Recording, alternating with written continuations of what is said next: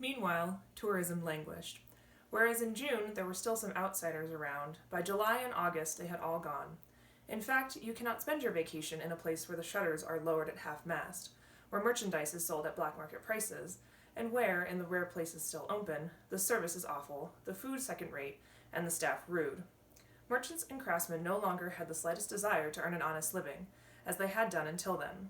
The local street markets, with arts and crafts and food specialties, had completely disappeared, and the three renowned inns displayed big signs with discouraging notices such as "Closed for restorations," "Will reopen in October," or "Closed due to change of management."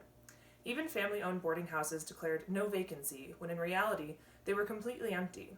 As if that weren't enough, large warning signs were posted at the entrance to the various scenic trails, advising hikers of the risk they were taking by entering the forest, due to the foxes and the rampant epidemic of wild rabies.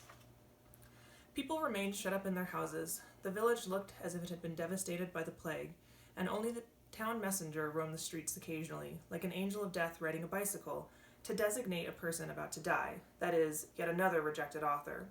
And there was no way to ward off the sentence. Even if you barricaded yourself in the house, pretending not to be home, the messenger would soon return with implacable regularity. It is true that the envelope also contained a consoling, encouraging letter, which was supposed to be of comfort, but for some, the affront of having been eliminated before others was a dishonor that could only be cleansed with blood. And most often, the blood was that of family members. In fact, there were several cases of violence, even serious ones. A woman, hurled down the stairs by her husband, nearly died, and there were at least 2 cases of suicide.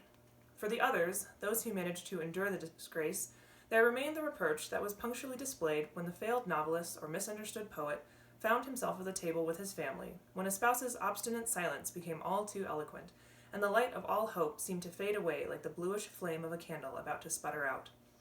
These family dramas were revealed to me behind the grill of the confessional. My parishioners came to me so that I might release them from the obsession that had taken hold of them.